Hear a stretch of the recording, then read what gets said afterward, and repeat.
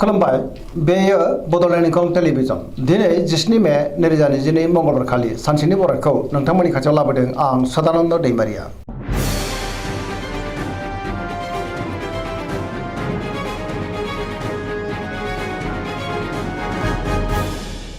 सिगां फरायनो लादों मेष राशि गिबि हांखो अ ल दिनैनि साना जोबोर मोजां मावनो लानाय खामानिखौ मावफुंनो हानानै गोसोखौ दिनै जोबोर गोजोननाय मोनगोन देहायाबो मोजाङै थागोन हरखाबै बहानिफ्रायबा मोजां खौरां फैनोबो हागौ रांखावरियाव दिनै जोबोर मोजां होनजायो गोबां धोन आरजिनो हागोन आयाबो बांगोन बेफार फालांगियाव मोजां मुलाम्फा मोननो हागोन सोरबा लोगोनिफ्राय थोजासे हेफाजाब मोनगोन नखराव दिनै बिसि फिसायनि गेजेराव अननानै फैगोन बिमा बिफानि अननाय आरो बोरखौबो मोननो हागोन बहाबा थांनांगौब्ला दिनै जोबोर मोजां आरो मोजाङैनो हान्थिनोबो हागोन गुबुननि गोसोखौ गोरलैयैनो बोनो हागोन गोसोनि बोलोआ बांगोन समाजाव दिनै मान मोनगोन लाइमोनफोरा मोजां खौरां मोनगोन गोसोआबो दिनै जोबोर रमान्टिक जागोन फरायसाफ्रा फरायनायाव गोसो दुंखांगोन आरो मोजां फिथाइ मोनगोन पजिटिभ एनार्जिनि गोहोमबो गोग्लैगोन।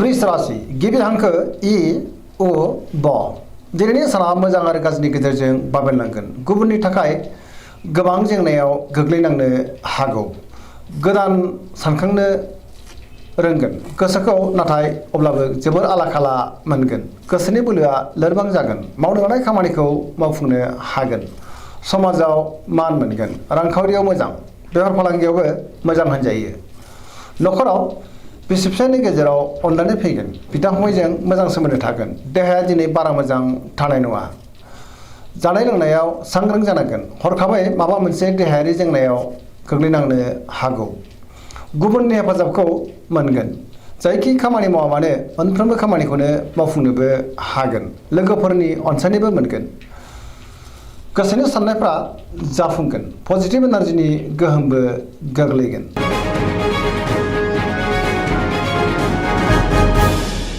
मिथुन राशि गिबि हांखो क स दिनैनि साना बारा मोजां नङा गोसोनि बोलोआ लोरबां जागोन गोसोखौ दिनै जोबोर गिलुं गिलुं मोनगोन देहाया मोजाङै थागोन रांखावरियाव मोजां बेफार फालांगियावबो मोजां होनजायो नखराव अननानै फैगोन समाजावबो मान मोननो हागोन मावनो लानाय खामानिखौ मावफुंनो हागोन सोरबा लोगोनि हेफाजाबबो मोननो हागोन सोरजोंबा नाथाय रायखोमा जानोबो हागौ गुबुनजों मोजां सोमोन्दो लाखिनो रोंनाय नङा नेगेटिभ एनार्जिनि गोहोम गोग्लैनो हागौ सांग्रां जानांगोन।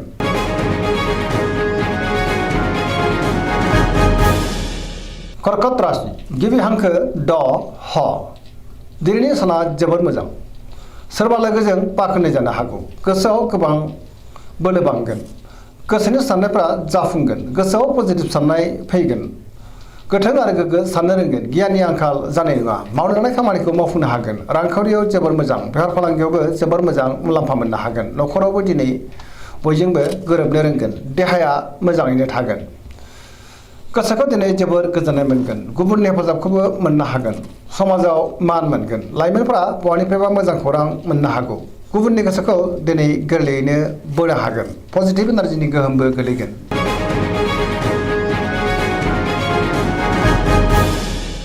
सिंह राशि गिबि हांखो म ट दिनैनि साना जोबोर मोजां समाजाव मान बांगोन बयजोंबो अनजागोन आरो अनसायजागोन गोथों आरो गोग्गो साननो रोंगोन गियाननि आंखाल जानाय नङा नाथाय अब्लाबो हरखाबै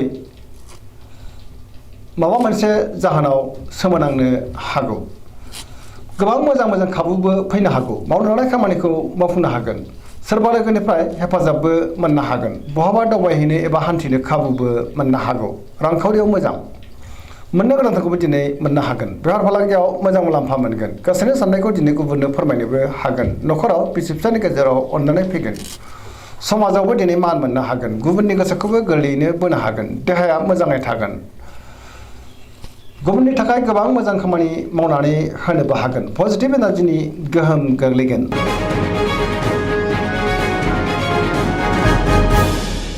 कन्या राशि गिबि हांखो प ट दिनैनि साना बारा मोजां नङा गोसोआव नेगेटिभ साननाय फैगोन गोथों आरो गोग्गो साननो रोंनाय नङा गियाननि आंखाल जानो हागौ रांखावरियाव मोजां गोबां धोन आरजिनोबो हागोन, नाथाय अब्लाबो खरसायाबो बांगोन। बेफार फालांगियाव मोजां मुलाम्फा मोननो हागोन, देहाया मोजाङै थागोन।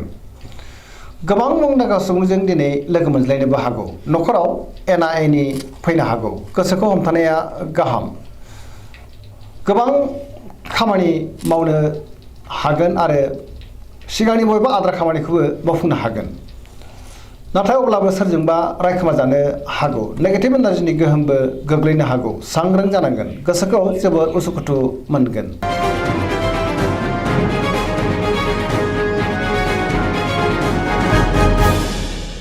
तुला राशि गिबि हांखो र ट।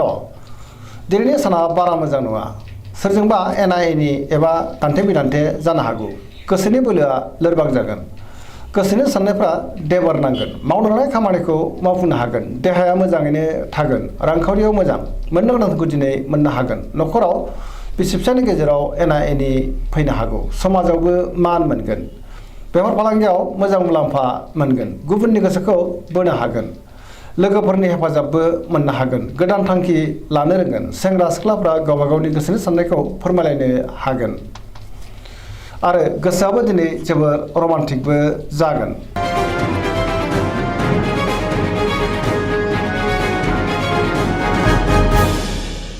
वृश्चिक राशि गिबि हांखो न स। दिनैनि साना जोबोर मोजां।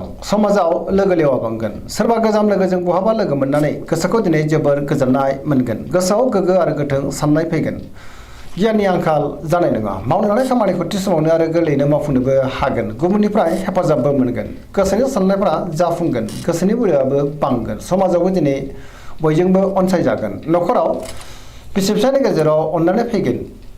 रांखावरियाव जोबोर मोजां, नाथाय अब्लाबो खरसायाबो बांगोन। बेफार फालांगियाव जोबोर मोजां मुलाम्फा मोनगोन। देहायाबो मोजाङैनो थागोन। गुबुननि हेफाजाबखौबो मोननो हागोन। फरायसाफ्रा फरायनायाव गोसो दुंखांगोन आरो मोजां फिथाइ मोनगोन। लाइमोनफोरा जोबोर रमान्टिक जागोन आरो गावबा गावनि गोसोनि साननायफोरखौबो फोरमायलायनोबो हागोन।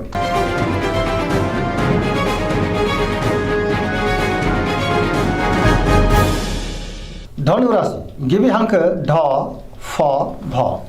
दिनैनि साना जोबोर मोजां। समाजावबो लोगो लेवा बांगोन। मावनो लानाय खामानिखौ थि समावनो आरो गोरलैयैनो मावफुंनोबो हागोन। गोसोनि साननाया जाफुंगोन। रांखावरियाव दिनै जोबोर मोजां। मोननो गोनांखौ मोननो हागोन। बेफार फालांगियाव जोबोर मोजां मुलाम्फा मोनगोन। समाजावबो दिनै गोबां मान मोननो हागोन। न'खराव सोरबा आलासि फैनो हागौ। देहायाबो मोजाङैनो थागोन। बिदा फंबायनि हेफाजाबखौ मोननो हागोन। बहानिफ्रायबा मोजां खौरां फैनोबो हागौ। लाइमोनफोरनि गोसोआ दिनै जोबोर रमान्टिक जागोन आरो गावबा गावनि गोसोनि साननायफोरखौबो फोरमायलायनोबो हागोन। पजिटिभ एनार्जिनि गोहोमबो गोग्लैगोन।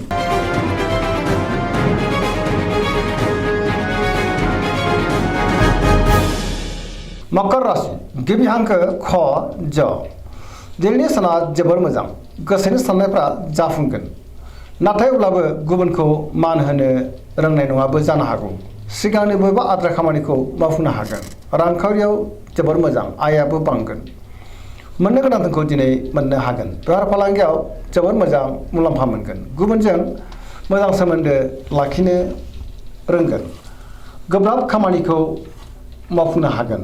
गोदान खामानियाव आखाइ होजेननोबो हागोन। न'खरावबो बिसि फिसायनि गेजेराव अनलायनाय फैगोन। बिदा फंबायजों मोजां सोमोन्दो थागोन। गुबुननि थाखाय नाङा फाङा जेंनायाव गोग्लैनांनोबो हागौ। सांग्रां जानाया गाहाम। फरायसाफ्रा फरायनायाव गोसो दुंखांगोन आरो मोजां फिथाइ मोनगोन। लाइमोनफोरा जोबोर रमान्टिक जागोन।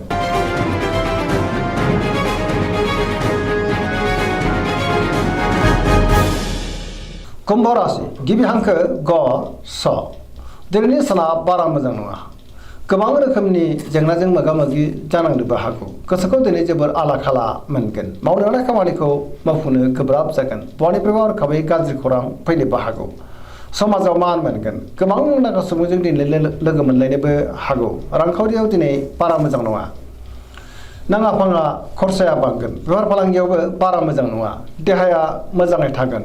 न'खराव अनलायनाय फैगोन। गुबुननि हेफाजाबबो मोनगोन। बिमा बिफानि अननाय आरो बोरखौ मोननो हागोन। बहाबा दावबायहैनो खाबु मोननो हागौ। अब्लाबो नाथाय नेगेटिभ एनार्जिनि गोहोमबो गोग्लैनो हागौ। सांग्रां जानांगोन।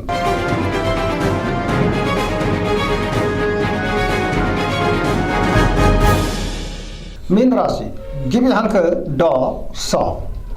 दिनैनि साना जोबोर मोजां गोसोआव पजिटिभ साननाय फैगोन गोसोनि बोलोआबो बांगोन गावनि गोसोनि साननायखौ दिनै गुबुननो फोरमायनोबो हागोन देहायाबो मोजाङै थागोन अब्लाबो नाथाय जानाय लोंनायाव सांग्रां जानाया गाहाम रांखावरियाव दिनै जोबोर मोजां बेफार फालांगियावबो जोबोर मोजां होनजायो न'खरावबो अनलायनाय फैगोन गोसोनि बोलोआबो बांगोन सोरजोंबा बाख्नायजानोबो हागौ लाइमोनफोरनि गोसोआ दिनै जोबोर रमान्टिक जागोन आरो गावबा गावनि गोसोनि साननायफोरखौबो फोरमायलायनोबो हागोन पजिटिभ एनार्जिनि गोहोमबो गोग्लैगोन फरायसाफ्रा दिनै फरायनायाव गोसो दुंखांगोन आरो मोजां फिथाइ मोनगोन धोरोमारि बिथिङावबो दिनै गोसो दुंखांगोन सरासनस्रायै दिनै साना जोबोर मोजां आरो मोजाङैनो बारग'लांगोन दिनैनि राशि फरायनाया एसेनोसै जोबनायाव बेखौनो खावलायो जाहाथे नोंथांमोना सानफ्रामबो जोंनि बे बड'लेण्ड इंखं टेलिभिजनखौ नायबाय थायो आरो साबस्क्राइब खालामो लोगोसे लाइक खालामो आरो शेयार खालामो एसेनोसै गोजोन्थों